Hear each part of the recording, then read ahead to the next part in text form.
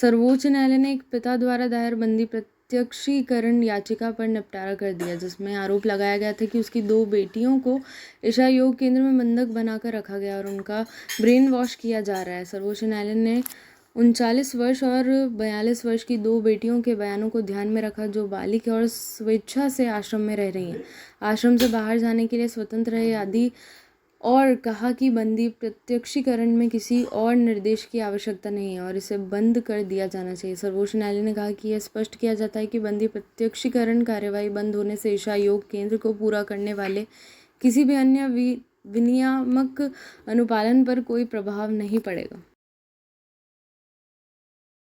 N Chandrababu Naidu सरकार पर बोलते हुए वाईएसआरसीपी अध्यक्ष और आंध्र प्रदेश के पूर्व सीएम वाईएस जगनमोहन रेड्डी ने कहा, तथ्य है कि रेत में 2 दिन के नोटिस के साथ निविदाएं दी गई हैं। क्या आपने भी कभी भारत में ऐसा देखा है? जहां तक शराब का सवाल है, अगर सब कुछ सही है तो विधायक इन दुकानों को अपने नियंत्रण में क्यों नहीं ले रहे हैं? माफिया तस्वीर में क्यों आ रहे हैं और सरकार को हटाया जा रहा है? आप निजी लोगों, अपने ही लोगों को इसमें ला रहे हैं। क्या यह घोटाला नहीं है? दिल्ली पुलिस की स्पेशल सेल ने एक अंतर्राज्यीय अवैध हथियार गिरोह का भंडाफोड़ किया है। गिरोह के मुख्य सदस्य तेगविंदर सिंह उर्फ जग्गा निवासी पंजाब को गिरफ्तार किया है। आरोपियों के पास से 3 सेंटीमीटर ऑटोमेटिक पिस्तौल, 3 अतिरिक्त मैगजीन और 3 सिंगल शॉट पिस्तौल समेत 6 हथियार बरामद किए गए। दिल्ली पुलिस की स्पेशल सेल ने बताया कि बरामद हथियारों को हरियाणा, पंजाब और दिल्ली एनसीआर में अपराधियों और हथियारों तस्करों को सप्लाई किया जाना। फिल्म इमरजेंसी पर केंद्रीय मंत्री रवनीत सिंह बिट्टू ने कहा, मैं जिम्मेदारी के साथ कह सकता हूं कि फिल्म में ऐसा कोई दृश्य नहीं है जो सिखों या पंजाबियों की भावनाओं को ठेस पहुंचाता हो। आप क्यों नहीं चाहते कि लोग हमारे दरबार शहीद पर हुए हमले, देश भर के शहरों में सिखों और पंजाबियों पर हुए हमले के बारे में जानें? आप यह नहीं दिखना चाहते कि 1984 के सिख नरसंहार के दौरान कांग्रेस सरकार ने क्या किया था? जो कुछ भी इस फिल्म का विरोध कर रहा है वह नहीं जानता कि इंदिरा गांधी की तत्कालीन कांग्रेस सरकार ने जो किया उसका सच लोगों के सामने है। तेलंगाना सीएमओ ने ट्वीट किया, अदानी समूह के अध्यक्ष गौतम अडानी के नेतृत्व में अडानी फाउंडेशन के एक प्रतिनिधिमंडल ने माननीय मुख्यमंत्री रेवंत रेड्डी से मुलाकात की और यंग इंडिया स्किल्स यूनिवर्सिटी की स्थापना के लिए 100 करोड़ रुपए का दान चेक सौंपा। अडानी ने युवाओं के कौशल विकास और सशक्तिकरण के लिए तेलंगाना राज्य की पहली के लिए निरंतर समर्थन का वादा भी किया। अपने रिश्तेदारों के खिलाफ एफआईआर पर केंद्रीय मंत्री प्रहलाद जोशी कहते हैं, सबसे पहले मैं एफआईआर में एक बड़ी गलती की ओर इशारा करना चाहूँगा, जिसमें कहा गया है कि विजय लक्ष्मी नाम की कोई व्यक्ति मेरी बहन है। यह पूरी तरह से तथ्यहीन है क्योंकि मेरी कोई बहन नहीं है और गोपाल 32 साल से अधिक समय से अलग हो चुके हैं। पहले के अवसरों पर जब उन्हें उनके आचरण के कुछ आरोपों का सामना करना पड़ा तो मैंने अपना नाम उनके साथ जोड़ने के लिए बेंगलुरु के सिटी सिविल कोर्ट से निषेधाज्ञा खरीदी थी। 22 नवंबर 2013 को न्यायपालिका के समक्ष रखे गए हल्फनामे में विवरण स्पष्ट रूप से दिए गए हैं। हल्फनामे के अनुसार वादी और गोपाल वी जोशी 20 साल से अधिक समय से अलग हो चुके हैं, लगभग 32 साल। यह उल्लेख करना उचित है कि मैंने 9 नवंबर 2012 को प्रमुख स्थानीय दैनिक समाचार पत्रों में एक विज्ञापन भी प्रकाशित किया था कि जो कोई भी काम करवाने के लिए मेरा नाम उद्धृत करता है या ऐसा कोई दावा करता है कि वे रिश्तेदार, भाई, दोस्त आदि है, मैं किसी भी तरह से मैं इस दावे के लिए जिम्मेदार नहीं हूँ। मैं इस बार फिर दोहराता हूँ कि पिछले 32 वर्षों में से मेरा अपने भाई गोपाल जोशी से कोई संबंध नहीं है। हल्फनामे के अंश और अखबार में प्रकाशित विज्ञापन की प्रति संलग्न है कि चूंकि एफआईआर दर्ज हो चुकी है, इसलिए मैं कहना चाहूँगा कि कानून को अपनी कार्यवाही करने दीजिए, जांच होने दीजिए।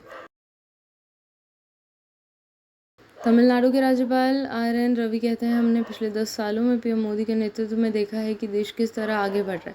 1947 में जब हम आज़ाद हुए थे, भारत 6ठी सबसे बड़ी अर्थव्यवस्था थी। हम गरीबी उन्मूलन की बात करते रहे, लेकिन हम गरीब और गरीब होते गए। आज पिछले 10 सालों में हम 5वीं सबसे बड़ी अर्थव्यवस्था बन गए और हम दुनिया की सबसे तेज़ी से बढ़ने वाली अर्थव्यवस्था हैं। 10 साल पहले भारत की आवाज़ नहीं थी, कोई हमें गंभीरता से नहीं लेता था। आज दुनिया में कोई भी महत्वपूर्ण निर्णय भारत की टीम में शामिल हुए बिना नहीं लिया जा सकता। भारत आगे बढ़ रहा है, लेकिन साथ ही ऐसी ताकतों में भी जो भारत को कमज़ोर करती है, वे भारत को पीछे खींचना चाहते हैं और देश के अंदर और बाहर निहित स्वार्थी तत्व हैं।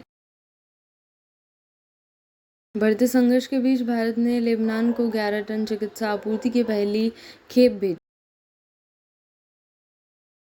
कांग्रेस सांसद रणदीप सिंह सुरजेवाला ने कहा, हरियाणा सरकार बनने के पहले ही दिन भाजपा सरकार ने किसानों की एमएसपी खत्म करने का आदेश जारी कर दिया। एक तरफ पराली जलाने पर किसान पर एफआईआर दर्ज होने और दूसरी तरफ 2 साल तक किसानों की फसल एमएसपी पर नहीं खरीदी जाएगी। नायब सिंह सैनी के नेतृत्व वाली भाजपा सरकार की सीधी सीधी किसान विरोधी साजिश है, क्योंकि हरियाणा में किसानों ने भाजपा को वोट नहीं दिया। क्या यह पिछले दरवाजे से एमएसपी खत्म करने की सीधी सीधी साजिश नहीं है? अगर किसान पराली नहीं जलाएंगे तो विकल्प क्या है? क्या नायब सिंह सैनी बताएंगे कि हरियाणा के कितने किसानों को हैप्पी सीडर मशीन मुहैया कराई गई है?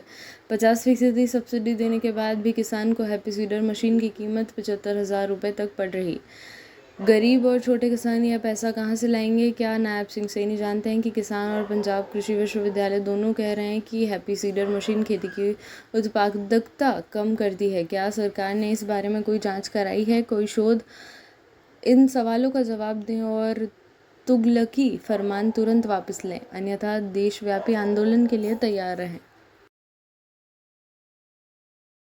तमिलनाडु के सीएम एम के स्टालिन द्वारा गैर हिंदी भाषा राज्यों में आयोजित हिंदी भाषा केंद्रित कार्यक्रमों पर पीएम मोदी को लिखे पत्र पर भाजपा नेता माधवी लता ने कहा, मैं एम के स्टालिन से पूछना चाहती हूं कि क्या गैर अंग्रेजी भाषा राज्यों में अंग्रेजी केंद्रित कार्यक्रम आयोजित करना ठीक है? क्या गैर इस्लाम, गैर ईसाई देश में इस्लाम और ईसाई धर्म के धार्मिक स्थलों का निर्माण ठीक है? स्टालिन जी से पहले उनके भारतीय होने के बारे में पूछा जाना चाहिए, तब उन्हें हिंदी का महत्व समझ में आएगा। इस देश की भाषा से प्यार करने के लिए पहले देश से प्यार करना जरूरी है। कांग्रेस विधायक दल की बैठक पर वरिष्ठ कांग्रेस पर्यवेक्षक अजय मकान का कहना है, आज कांग्रेस विधायक दल की बैठक एआईसीसी के 4 पर्यवेक्षकों की मौजूदगी में हुई। कांग्रेस विधायक दल की बैठक की शुरुआत में भूपेंद्र सिंह हुड्डा ने एक प्रस्ताव पढ़ा कि कांग्रेस विधायक दल सर्वसम्मति से निर्णय लेता है कि एआईसीसी अध्यक्ष को कांग्रेस विधायक दल का नेता चुनने का अधिकार है। बैठक में मौजूद सभी विधायकों ने सर्वसम्मति से उस प्रस्ताव को पारित किया। प्रस्ताव पारित होने के बाद हमने विधायक से अलग अलग मुलाकात की और उनकी राय मांगी। उन्हें जो भी राय होगी हम उसे कांग्रेस हाईकमान को बताएंगे और हम उनके सुझावों को कांग्रेस विधायक दल द्वारा यहाँ पेश किए गए प्रस्ताव के साथ इकट्ठा करके आज ही कांग्रेस हाईकमान को भेज देंगे। हमारा काम आज यहाँ बैठक करना था, जो हमने कर दिया है। भारतीय तटरक्षक बल के महानिदेशक एस परमीश ने आज रक्षा मंत्री राजनाथ सिंह से मुलाकात की। आईसीजी प्रमुख ने रक्षा मंत्री को बल में आत्मनिर्भरता परियोजनाओं और उसके द्वारा किए जा रहे कार्यों के बारे में जानकारी दी।